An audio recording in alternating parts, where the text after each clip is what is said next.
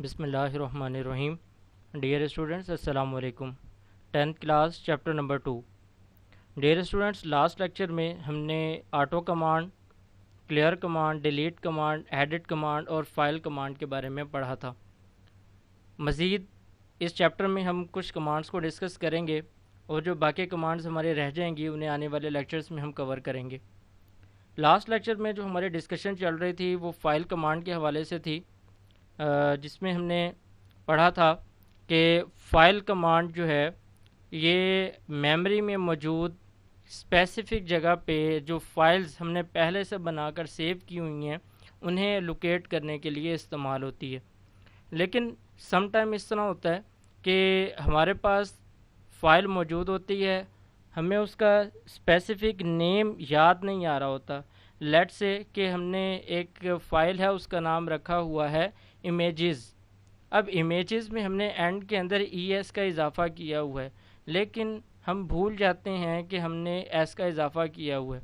اب ہم امیج اگر لکھیں گے تو وہ ہمیں جو ہے ہماری فائل کو لوڈ نہیں کرے گا، کیونکہ امیج کے نام کی کوئی فائل وہاں پہ موجود نہیں ہوگی. ٹھیک ہے، اور وہ ایرر دے دے گا. جب تک ہم صحیح سپیلنگ نہیں لکھیں گے تب تک ہماری فائل اپلوڈ نہیں ہوگی. تو ایسی چیزوں کے لیے جب ہمارے پاس نام ہمیں معلوم ہے لیکن ایگزیکٹ نیم معلوم نہیں ہے اور ہم ملتا جلتا نام جو ہے اس سے کسی فائل کو ڈھونڈنا چاہتے ہیں تو پھر ہم وائلڈ کارڈ کا استعمال کرتے ہیں. یہ فائل کمانڈ کا ہی ایک حصہ ہے جس کے اندر ہم وائلڈ کارڈ کا استعمال کرتے ہیں. پڑھتے ہیں اسے.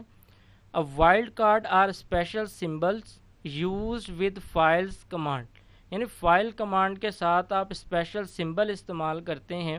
Wild card can be used to view similar files اور search a file whose name is not completely remembered.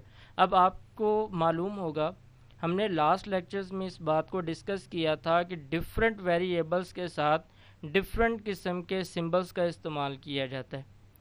تو ہم جب وائلڈ کارڈ کا استعمال کریں گے تو ہم ان سمبلس کا استعمال کریں گے اور اس ڈومین کی جتنی فائلز ہوں گی وہ ہمارے سامنے آ جائیں گی، اور پھر جو ہماری ریکوائرڈ فائل ہوگی ہم اسے سلیکٹ کر لیں گے اور سلیکٹ کرنے کے بعد ہم اپنا کام جاری کریں گے. اب یہاں پہ آپ کو ایگزامپل میں آپ کو اسٹار اور کویسچن مارک نظر آ رہا ہوگا. ٹھیک ہے، اگر ہم نے اسٹار کسی فائل کے ساتھ لگائیں گے تو اس کا مطلب یہ ہے کہ کوئی بھی نمبر جو ان نون کریکٹر کے ساتھ ہے ہم اسے فائنڈ کرنا چاہ رہے ہیں. اور اگر ہم کویسچن مارک کا استعمال کریں گے تو یہ کیا انڈیکیٹ کر رہا ہے؟ سنگل ان نون کریکٹر کو ڈیفائن کر رہا ہے کہ ہمارے پاس کوئی بھی ایک کریکٹر ہے جس کا ہمیں پتہ نہیں ہے اور ہم اس کو فائنڈ کرنا چاہ رہے ہیں. تو یہ وائلڈ کارڈ ہے. اس کے بعد ہمارے پاس جو نیکسٹ کمانڈ ہے وہ ہے کل کمانڈ. اب کچھ اسٹوڈنٹ ہوتے ہیں وہ ڈیلیٹ کمانڈ، کلیئر کمانڈ اور کل کمانڈ کو مکس کر دیتے ہیں. آپ نے اسے مکس نہیں کرنا، جبکہ آپ نے تینوں کمانڈز کے جو پرپسز ہیں انہیں اچھی طرح سے یاد رکھنا ہے. تو کل کمانڈ کا کیا پرپس ہے؟ Kill command is use to delete a saved file from the disk. مطلب جیسے ہم کسی بھی فائل کو سی ڈرائیو میں، ڈی ڈرائیو میں، ای ڈرائیو میں جو ہمارے پاس موجود ہے اگر ہم اسے ڈیلیٹ کرنا چاہتے ہیں تو جی ڈبلیو بیسک میں اس ڈیلیٹ کرنے کے پروسیس کو کل کرنا کہتے ہیں. مطلب کوئی بھی فائل جو آپ کے کمپیوٹر میں اسٹور ہوئی ہوئی ہے اسے جب آپ ڈیلیٹ کریں گے تو اس کا مطلب یہ ہوگا کہ آپ نے جی ڈبلیو میں ایک فائل کو کل کر دیا ہے. اب یہاں پہ اس فائل کو کل کرنے کے لیے جو آپ نے کمانڈ دینی ہے وہ آپ نے KILL کل کیپٹل میں لکھنا ہے، اسپیس دے کر آپ نے فائل کا نیم لکھنا ہے جس فائل کو آپ ڈیلیٹ کرنا چاہتے ہیں. تو یہاں پہ فائل نیم کی ڈسکرپشن دی ہوئی ہے، اس کو آپ پڑھیں گے اسی لیے آپ انڈرسٹینڈ کر لیں گے کہ یہ اسی فائل کی بات کر رہے ہیں جو آپ نے کسی اسپیسیفک جگہ پہ لکھی ہوئی ہے، مطلب اسٹور کی ہوئی ہے. اس کے بعد ہمارے پاس جو سیکنڈ کمانڈ اس کے اندر ہے وہ لسٹ کمانڈ ہے. لسٹ کمانڈ کس لیے استعمال ہوتی ہے؟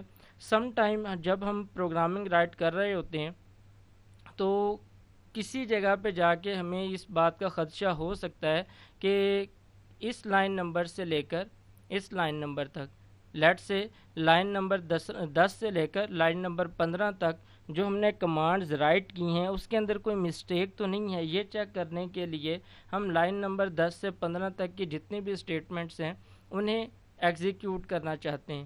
تو اس طرح کی ایکٹیویٹی پرفارم کرنے کے لیے ہم لسٹ کمانڈ کا استعمال کرتے ہیں۔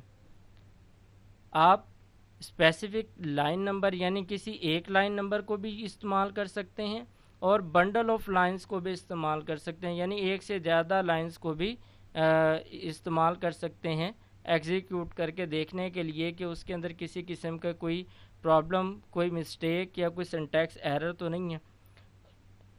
لسٹ کمانڈ کے لیے جو سنٹیکس آپ نے دینا ہے وہ اس طرح سے ہوگا کہ لسٹ لکھنا ہے آپ نے کیپٹل میں، میڈیم بریکٹ میں لائن نمبر، یعنی وہ لائن نمبر جہاں سے آپ نے سٹارٹ کرنا ہے۔ جیسے میں نے آپ کو ایگزامپل میں بتایا کہ آپ لائن نمبر 10 سے لے کر لائن نمبر 15 تک کی فائلز کو ایگزیکیوٹ کر کے دیکھنا چاہتے ہیں، تو آپ نے اس میڈیم بریکٹ کے اندر لائن نمبر 10 لکھنا ہے، اس کے بعد اسپیس دے کر میڈیم بریکٹ دوبارہ لگانی ہے، پھر اسپیس دیں گے اور اس کے بعد جہاں تک لائن نمبر آپ نے ایگزیکیوٹ کرنی ہے، مطلب لائن نمبر 15، اس کے بعد پھر ایک اور آپ میڈیم بریکٹ میں کوما دیں گے اور اس کے بعد جس فائل کی یہ لائنیں ہیں اس فائل کا نام یہاں پہ آپ نے رائٹ کرنا ہے۔ جیسے یہاں پہ آپ کے پاس ایک ایگزامپل ہے، آپ نے لسٹ لکھا، اب لسٹ لکھیں گے تو جتنی بھی لائنیں ہیں وہ ساری ڈسپلے ہو جائیں گی، ٹھیک ہے، آل فائلز آپ کے سامنے جو پروگرام کی ہیں وہ اسکرین کے اوپر ڈسپلے ہو جائیں گی۔